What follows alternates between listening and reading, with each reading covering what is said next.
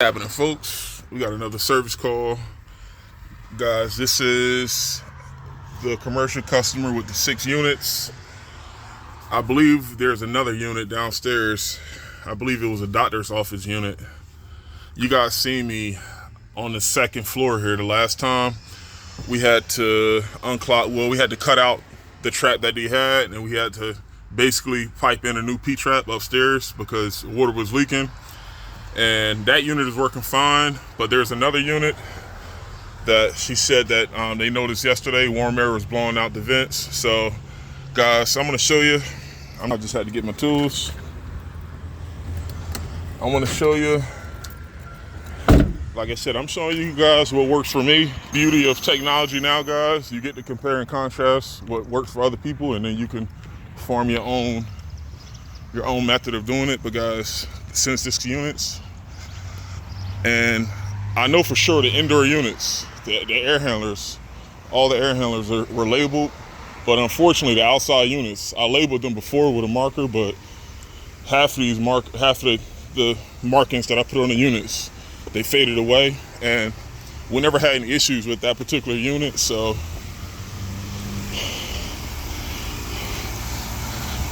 for instance, all 3 of these units are running. First floor. I think that's another personal office downstairs. But yeah, guys, I didn't have much documentation on that unit. So guys, what I did was I first made sure that my air handlers were working inside, and the air handler that's labeled for this particular area is running, and I do have air blowing out the vents. But one thing I did was I used the process of elimination. Since I knew that this is the only unit that the customer said wasn't cooling properly, I turned all the other units on. And as you can see, those 3 units on the other side were running, and I found one that was not running. So this method won't work all the time, guys, but for starters, like I said, it takes only 2 seconds to turn all the thermostats on inside. And sometimes you can get lucky if you do have a condenser related issue and it doesn't turn on. If you got the rest of these units on, this can help cut your diagnosing time down. See that? That's 5, and this one is the one that's not running. So let me open this up and let's see what's going on. It looks like they got some landscaping work done here, and I can tell one of those units are draining out pretty good, as you can tell from the puddle here. All right, guys, let me open up this unit and let's see what's going on. I'll see you in a little bit. All right, guys, this is a 2020, looks like a 3.5 ton 14A unit. And it looks like our contactor's pulled in. But let's see if we got 240.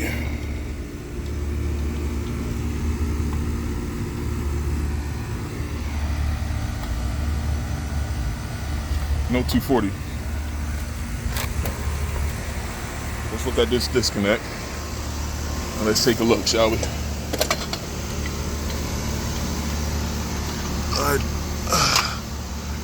The handle up. The handle was in the disconnect properly. But guys, let me get my tool. Let me get my flight head. I gotta open that up. I want to see if I got power going to that disconnect. I'll see you in a little bit.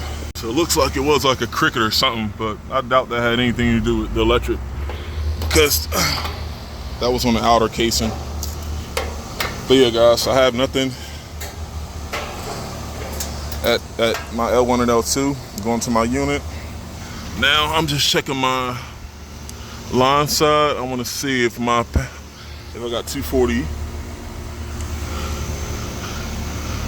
from my panel going to my breaker. I mean going to my disconnect. And yeah, guys, I don't.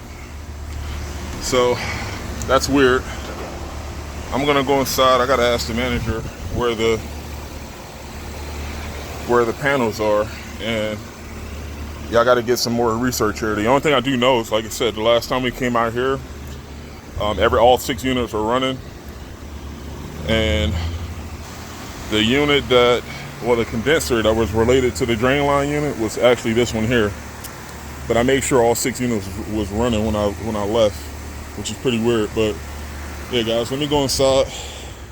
I want to find out where the panel is, and also if any work was done, any electrical work that maybe someone accidentally turned off the electric. But let's dig into it, and I'll see you guys in a little bit.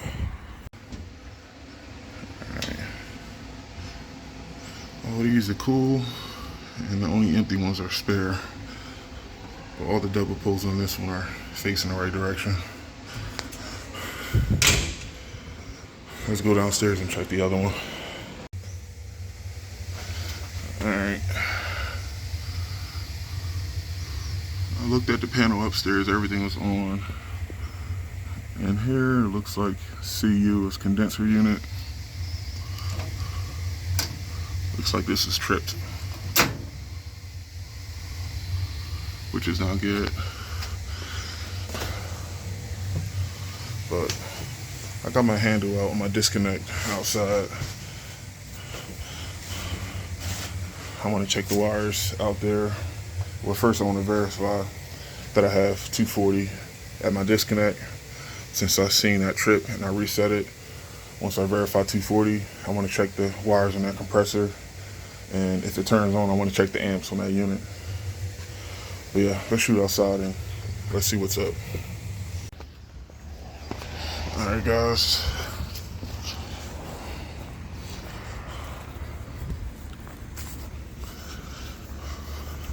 That's weird that the breaker was tripped.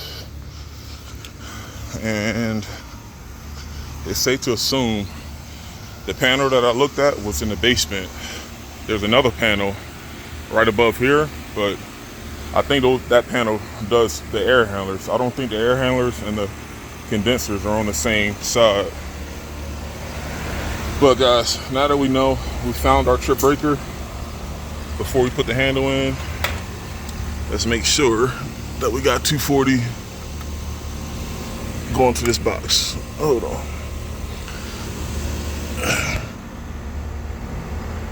In this case, 220. Alright, so we have power. And I mean, I looked at the wires. Like I said, we were just out here a few months ago, so I mean, I already know that there wasn't anything drastic going on with the wires. Even looking inside, nothing looks burnt or nothing looks out of place.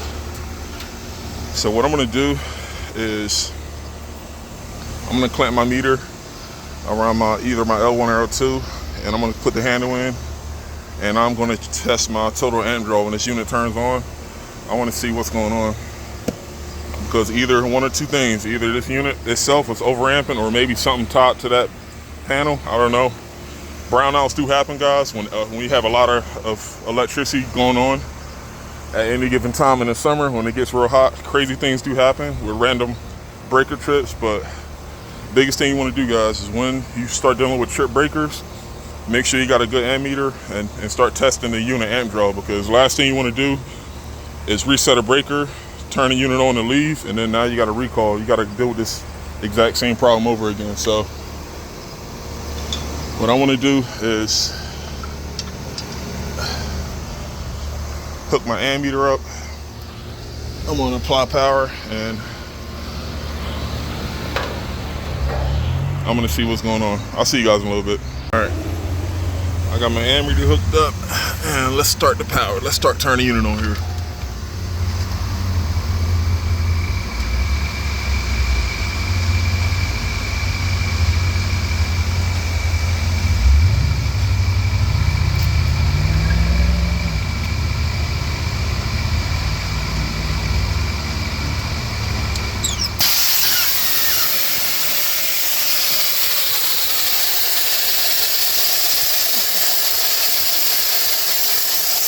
Yep, that compressor definitely went. Holy shit.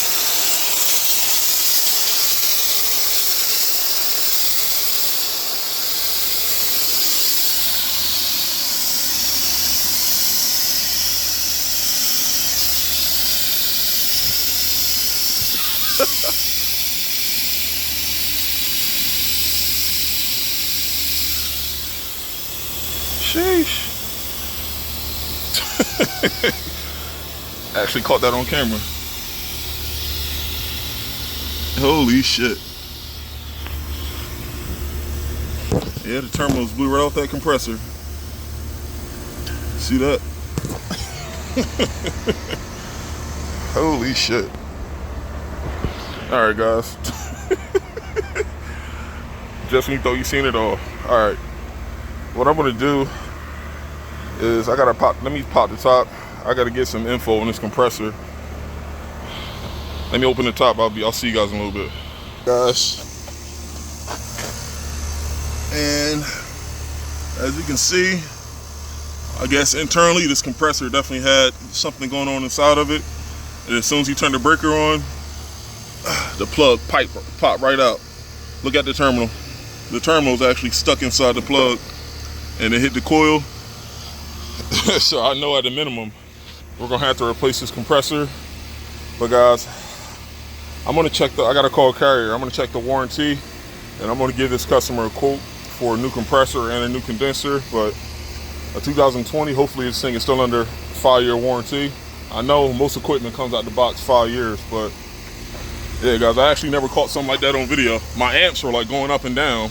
I thought it was at either 5 or 6 amps.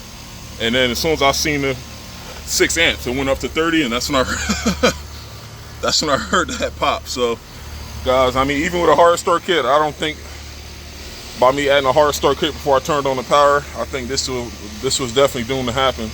But I'm glad I caught it. So now, like I said, we can either get a new compressor or replace this unit, either or. But all right guys, so let me pop the top, put the top back on, and I gotta write the proposal up for the customer. But yeah guys, crazy shit having a compressor blow up on you like that. All right guys, so let me pack this up and I gotta write the proposal, and I'm gonna see what this customer wants to do. Hey guys, I'm actually in the truck now. I'm drafting up the proposal. Guys, I called carrier and they said that compressor, the unit still has 5 years parts warranty because it was put in 2020. And guys, that compressor is like back ordered for like weeks at a time. I think they said it's about like 3 weeks out.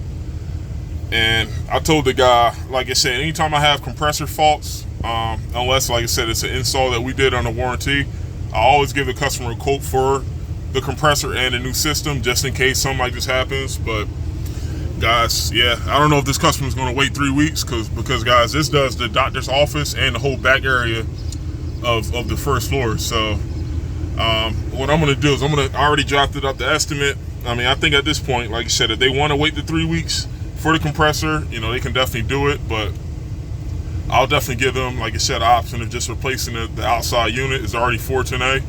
But yeah guys, with some warranties, like I said, that's, you know, to each his own. With the brand carrier, it's cool, but once you get into warranty claims, like I said, we're not talking about same day fixes, and like that's where shit can get kind of wacky sometimes. You know, like you got to make sure, you know, the equipment you sell, for instance, with us with Duquesne, I know if something goes left, we can get repairs, if not same day, the next day. Well, we can get equipment and we can get everything we need. But yeah guys, but like I said, they got this done before they moved in. I guess the people that moved here before, or the company that was here before, had a different company install new equipment. So like I said, this actually, you know, our company is the first company that the new building owners use. So I mean, I don't know if they have any history of what was going on here before, but like I said, they just moved in here about like a year ago.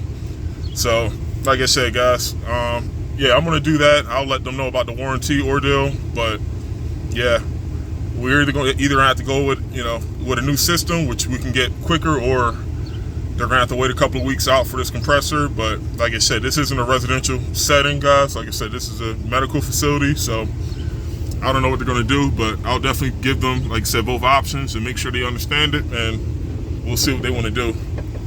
But all right guys, that was the recap here. The condenser not working, we found a breaker trip, and like I said, we had our meter out, everything looked okay. And like I said, based on the prior history, we never had any issues with that unit. But and the customer did say no electrical work or nothing like that was done around that panel or around the unit. So like I said guys, we put the disconnect in. with the meter on the unit, and like I said, the amps did go kind of like wacky.